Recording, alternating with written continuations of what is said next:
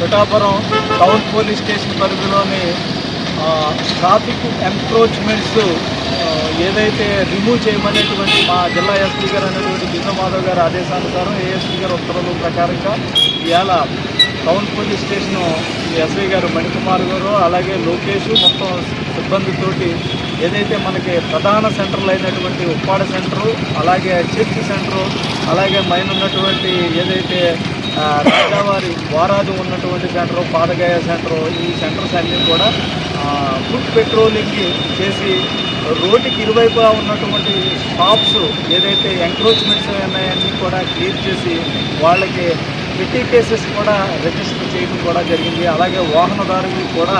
విజ్ఞప్తి చేయడం జరిగిందన్నమాట. వాహనాలు అనేటువంటి ఒక లైన్లో పెట్టుకోవాలి, షాప్కి వెళ్ళేటప్పుడు రోడ్డుకి అడ్డంగా పెట్టి ట్రాఫిక్ అనేటువంటిది ఆగకుండా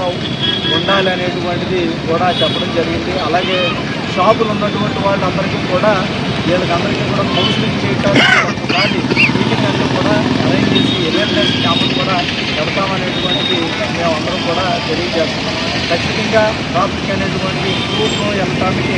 ట్రాఫిక్ సిబ్బందిని కూడా అంటే మనకి ప్రధానమైనటువంటి centres Uppada centre, church centre, అలాగే సువర్ణపేట సెంటర్, పాదగాయ సెంటర్ ట్రాఫిక్ పోలీసులు కూడా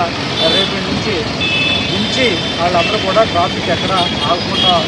తీసుకుంటాం అనేటువంటిది మా జిల్లా ఎస్పీ గారి ఆదేశానుసారం కూడా చేస్తాం మొదలుపెట్టినాం.